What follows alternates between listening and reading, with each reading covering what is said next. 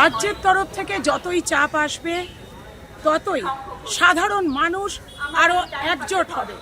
শুধু ডাক্তাররা নয়, সাধারণ মানুষও আজকে এই প্রতিবাদে সামিল হয়েছে।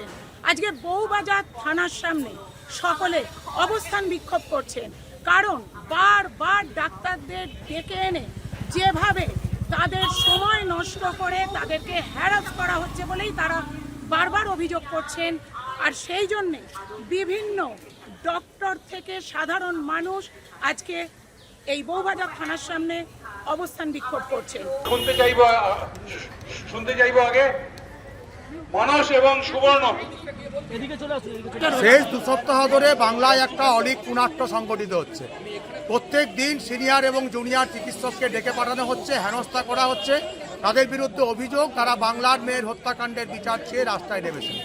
এবং এই যে হত্যাকাণ্ড শুধু আরজি করে না, তারপরে 100টার বেশি বাংলার মেয়ের উপরে হত্যাকাণ্ড হয়েছে। প্রতিটা ক্ষেত্রে আমাদের রাজনৈতিক এবং প্রশাসনিক মদতপুষ্ট দুর্বৃত্ত যুক্ত আছেন বলে অভিযোগ এসেছে। তাই বিচার চেয়ে যারা রাস্তায় নেমেছে তাদেরকে ভয় পাওয়ার জন্য পুলিশ এবং প্রশাসন আজকে চিকিৎসকদের ডেকে পাঠিয়েছে। পুলিশ প্রশাসনের এই ভূমিকা, রাজ্যের এই ভূমিকা যদি গত 1 বছর ধরে আমরা দেখতে পেতাম, তাহলে আমাদের অভয়া ন্যায় বিচার পেয়ে যেত। এখনো আমাদের রাস্তায় থাকতে হচ্ছে, তার কারণ আপনারা চাননি অভয়া ন্যায় বিচার পাক। এই কর্তব্য পালনে বাধা দিচ্ছ কেন? থানা জবাব দাও।